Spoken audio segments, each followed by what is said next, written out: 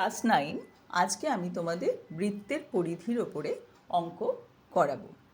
তো তোমরা সবাই জানো বৃত্তের পরিধির সূত্র হচ্ছে 2πr, যেখানে r মানে হচ্ছে ব্যাসার্ধ আর পাইয়ের মান হচ্ছে 22/7। তো চলো আমরা ওয়েস্ট বেঙ্গল বোর্ডের যে বইটি আছে গণিত প্রকাশ পৃষ্ঠা 231 কোষে দেখি 16 অঙ্ক শুরু করব। আজকে আমরা প্রথম দিনে 2 থেকে 5 অবধি অঙ্ক করাবো। পরের ভিডিওতে, এটা আমার পার্ট 1 ভিডিও থাকবে, পরের ভিডিওতে আবার বাকি অঙ্ক করাবো। তো 2 নম্বর অঙ্কে কি বলেছে, 35 মিটার দৈর্ঘ্যের ব্যাসার্ধ বিশিষ্ট একটা বৃত্তাকার তারের রিং তৈরি করতে কত লম্বা তার লাগবে। যে বৃত্তাকার তারের রিং তৈরি করেছে, মনে করো আমি দেখাচ্ছি ছবিতে, এরকম ধরনের, এটা পুরো গোল হয়নি, একটু বেঁকে আছে তারটা, তাই এরকম একটা গোল রিং তৈরি করেছে। এবার এর ব্যাসার্ধটা বলে দিয়েছে। ব্যাসার্ধ কত না 35 মিটার। তোমরা জানো ব্যাসার্ধ কাকে বলে। আমি এখানে একটু ছবিতে দেখাচ্ছি। ধরো একটা এরকম বৃত্ত আছে, তার যে কেন্দ্র থাকে, কেন্দ্র থেকে পরিধি পর্যন্ত যে বিস্তৃত সরলরেখা, সেটাকে আমরা বলি হচ্ছে ব্যাসার্ধ, আর হচ্ছে ব্যাসার্ধ। তাহলে এই যে বৃত্তটা তার বলে দিয়েছে ব্যাসার্ধটা হচ্ছে 35 মিটার। বলছে এই বৃত্তাকার এই যে রিংটা, এটা তৈরি করতে কত লম্বা তা লাগবে। আমি যদি এটা খুলে দিই, তাহলেই তো এই কত লম্বা এটা বার করতে হবে। তো অঙ্ক দিয়ে আমাদের করতে হবে। তো তুমি বুঝতেই পারছো, এই যে গোল রাউন্ড পোর্শনটা, এটাই কিন্তু খুলে দিলে লম্বা হচ্ছে। তো এই গোল রাউন্ড পোর্শনটাকে আমরা কি বলি, বৃত্তের পরিধি বলি। এই যে এই গোলাকার যে চারপাশটা, এই লাইনটাকে, বক্ররেখাটাকে আমরা পরিধি বলি। তাহলে আমাদের পরিধি বার করতে হবে। তাহলে তারটার ব্যাসার্ধ, বৃত্তাকার তারের ব্যাসার্ধ 35 মিটার, পরিধি হচ্ছে 2π × r। আরের জায়গায় 35 লিখব, পায়ের জায়গায় 22/7 বসালাম। 7 দিয়ে 35কে কাটলে হয় 5। এবার গুণ করে দেখা গেল 220 মিটার হলো। তাহলে তারের রিংটা তৈরি করতে 220 মিটার তার লাগবে। বোঝা গেল। এবার 3 নম্বর অঙ্ক, একটা ট্রেনের চাকার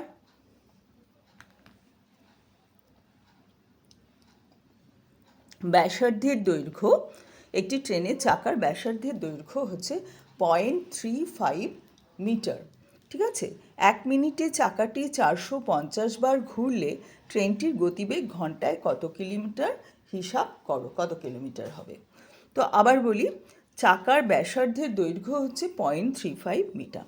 তো চাকাটা পরিধি যদি আমরা জানি, তাহলেই বুঝতে পারবো একবার ঘুরলে কতটা পথ যায়। ধরো এই যে চাকাটা, আমি এবার গোলাকার বৃত্তটাকে এরকম চাকার মতো শেপ করে দিলাম। এবার বুঝতে পারছো একবার ঘোরা মানে এই যে নিচের পোর্শনটা আমি দিচ্ছি, আঙুল দিয়ে চেপেছি, এটা কি হবে, পুরো ঘুরে আসবে, ওপরে গেল, ওপরে যাওয়া মানে হাফ বৃত্তে পরিধি যাও, আবার নিচে এলো, তখনই কিন্তু পুরো রাউন্ড হয়। তার মানে পুরো বৃত্তের পরিধিটা ঘুরবে। অর্থাৎ এটা মনে রাখবে, চাকাটা একবার ঘুরলে পরিধির সমান দূরত্ব অতিক্রম করবে। তাহলে চাকার পরিধি বার করতে হবে। আমরা পরিধি বার করলাম 2 × π × r করে, এটা বেরিয়েছে 2.20 মিটার, 220 মিটার বাই 100। তো তাহলে আমরা জেনে গেলাম চাকাটি একবার ঘুরলে 2.20 মিটার দূরত্ব যায়। তো চাকাটা 1 মিনিটে কবার ঘুরে, 450 বার। তাহলে 450 বার ঘুরলে কত মিটার যাবে, এত মিটার তো একবার ঘুরলে যায়, একে 450 দিয়ে গুণ করব, করে হলো 990 মিটার।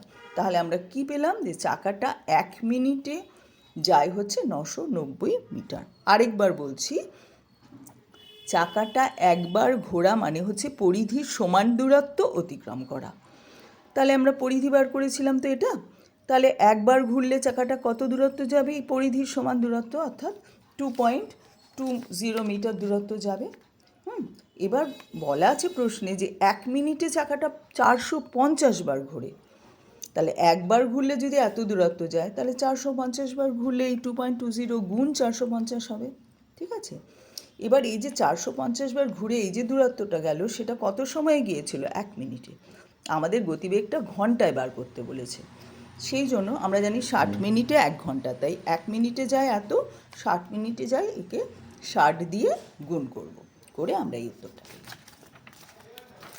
এইবার নেক্সট অঙ্ক 4-এর অঙ্কটা আমাদের কি বলেছে, একটা বৃত্তাকার মাঠের ব্যাসার্ধের দৈর্ঘ্য 280 মিটার। চৈতালি প্রতি ঘন্টায় 5.5 কিলোমিটার বেগে হেঁটে মাঠটি পরিক্রমা করতে চায়, একবার প্রদক্ষিণ করতে কত সময় লাগবে।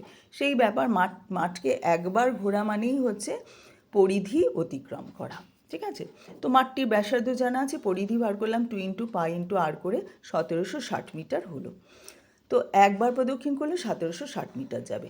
এবার তাহলে ওকে একবার প্রদক্ষিণ করতে গেলে 1760 মিটার দূরত্ব যেতে হবে। এটা যেতে চৈতালির কত সময় লাগবে? তো আমাদের বলে দেওয়া আছে ও 1 ঘন্টায় যায় এত কিলোমিটার। 5.5 কিলোমিটার মানে হচ্ছে 5500 মিটার। একে 1000 দিয়ে গুণ করেছি কিলোমিটারকে, এটা পেলাম। তো এটা যায় হচ্ছে ও 1 ঘন্টায়, এটা আমাদের বলে দেওয়া আছে অঙ্কে, ঠিক আছে, 1 ঘন্টায় যায়। তাহলে এত মিটার যায় 1 ঘন্টায়, 1 মিটার যায় ঐকিক নিয়মে করছি, 5500 দিয়ে ভাগ হলো 1 ঘন্টাকে। এবার 1760 মিটার যাবে, 1 মিটারের 1760 গুণ, তাই 1760 দিয়ে গুণ করলাম ওপরে, কাটাকুটি করে আমাদের হয়েছে 8 × 25 ঘন্টা। এবার এটাকে তোমরা মিনিটে নিয়ে নেবে 60 দিয়ে গুণ করে, কেননা 1 ঘন্টা মানে হচ্ছে 60 মিনিট। তোমরা উত্তরটা নিজেরা মিনিটে বার করবে। এবারে দেখো আমাদের নেক্সট বলেছে তথাগত একটা তামার তার বেঁকিয়েছে, ঠিক আছে। বেঁকিয়ে কী করেছে? এমন একটা ক্ষেত্র করেছে, তৈরি করেছে, যার দৈর্ঘ্য 18 সেন্টিমিটার, প্রস্থ হচ্ছে 15 সেন্টিমিটার। তাহলে দৈর্ঘ্য আর প্রস্থ যখন বলে দিয়েছে, তাহলে বুঝতেই পারছো একটা আয়তক্ষেত্রাকার আকার নিয়েছে, আয়তক্ষেত্রের মতো শেপ দিয়েছে তারটাকে। তাহলে তারটা বেঁকিয়ে একটা আয়তক্ষেত্র তৈরি হয়েছে, যার পরিসীমা এই যে ছবিটা এঁকেছি আয়তক্ষেত্রের মতো তৈরি করেছে তারটা দিয়ে। ধরো এরকম একটা তার দিয়ে বাঁকিয়ে এরকম করে একটু চৌকো চৌকো, এটা তো গোল হয়ে যাচ্ছে, করে এইটা বানিয়েছিল। তাহলে এই তারের যে দৈর্ঘ্যটা, তার মানে কি পরিসীমাটা, আয়তক্ষেত্রের পরিসীমাটাই তারের দৈর্ঘ্য।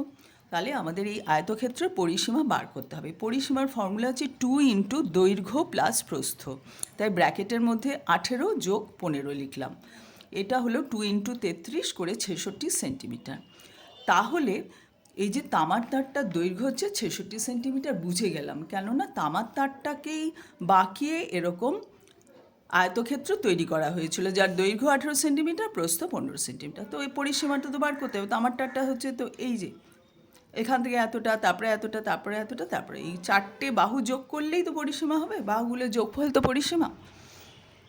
এবার সেই যে পরিসীমা, এই আয়তক্ষেত্রটা তৈরি করেছিলাম তার দিয়ে, সেটাকেই বাঁকিয়ে আমি এরকম গোল একটা বৃত্ত করেছি, ওই জিনিসটাকে যেটা আমি এই ছবিতে দেখিয়েছি, দেখো। হ্যাঁ, এটাকেই বাঁকিয়ে আমি বৃত্ত করেছি। তাহলে বুঝতেই পারছো যে এই যে আয়তক্ষেত্রটার পরিসীমা বার করেছিলাম সেটাই হচ্ছে বৃত্তের পরিধি, অর্থাৎ বৃত্তের পরিধি হবে 66 সেন্টিমিটার। এবার তার ব্যাসার্ধ বার করতে বলেছে, আমরা ব্যাসার্ধটাকে আর ধরে নিয়েছি, ছবিতে দেখিয়ে দিয়েছি, আর হচ্ছে ব্যাসার্ধ। তাহলে প্রশ্ন অনুসারে 2πr = হচ্ছে 66। 2πr মানে তো বৃত্তের পরিধির ফর্মুলা, তো এই বৃত্তের পরিধি সমান সমান হচ্ছে 66। পায়ের জায়গায় 22-7 লিখলাম, 2 × 22-7 × r = হচ্ছে 66। এবার বাদিকটা শুধু আর রাখবো, কেননা আর এর মান বার করতে হবে। তাহলে কি করব, 7টা উপরে যাবে, এটার সঙ্গে গুণ, ক্রসওয়াইজ গুণ হলে 7, আর 2 × 22 দিয়ে ভাগ হবে। বা অন্যভাবে বলতে পারি 66কে এইটা দিয়ে ভাগ করতে হবে, 44-এ 7 দিয়ে ভাগ। এবার গুণ করলে কী হয়, উল্টে যায়, তাই 7-এর 44 হলো। এগুলো তোমরা জানো ক্যালকুলেশন করার নিয়ম, তবুও বলে দিলাম। তো এবারে কাটাকুটি করে 22 দিয়ে 66কে কাটলে 3 হয়, তাহলে হলো 21-এর 2। 21-এর 2 মানে 10.5, 10.5। এবার আমাদের একক ছিল সেন্টিমিটার, তাহলে ব্যাসার্ধ হবে 10.5 সেন্টিমিটার। ঠিক আছে, বুঝতে পারলে? একই তারকে বাঁকিয়ে প্রথমে আয়তক্ষেত্র তৈরি করা হয়েছিল, তারপরে সেটাকে আবার খুলে গোল করে বৃত্ত তৈরি করা হয়েছে। কাজেই প্রথমে আয়তক্ষেত্রটার পরিসীমা যদি বার করি, বুঝবো সেটাই হচ্ছে এই বৃত্তটারই পরিসীমা, কেন একই তার বাঁকিয়ে আয়তক্ষেত্র থেকে বৃত্ত হয়েছে। তাই জন্য আমরা লিখলাম 2πr = 66। পার মানে কি, যে 2πr = 66। আর মানে কি, আর মানে হচ্ছে যে বৃত্তাকার রিংটা তৈরি করেছিলাম তার ব্যাসার্ধ, সেইটাই আমাদের প্রশ্নে চেয়েছে। তাই আমরা লিখলাম 2πr = 66 এবং ক্যালকুলেট করে r = 10.5 বার করলাম। আর সেন্টিমিটার কেন হলো না, এককগুলো আমাদের সব সেন্টিমিটারে দেওয়া ছিল। আশা করি তোমরা বুঝতে পেরেছো। বুঝতে না পারলে কমেন্ট বক্সে অবশ্যই জানাতে পারো, আর ভিডিওটি ভালো লাগলেও জানাতে পারো বা বন্ধুদের সঙ্গে শেয়ার করতে পারো। Thank you.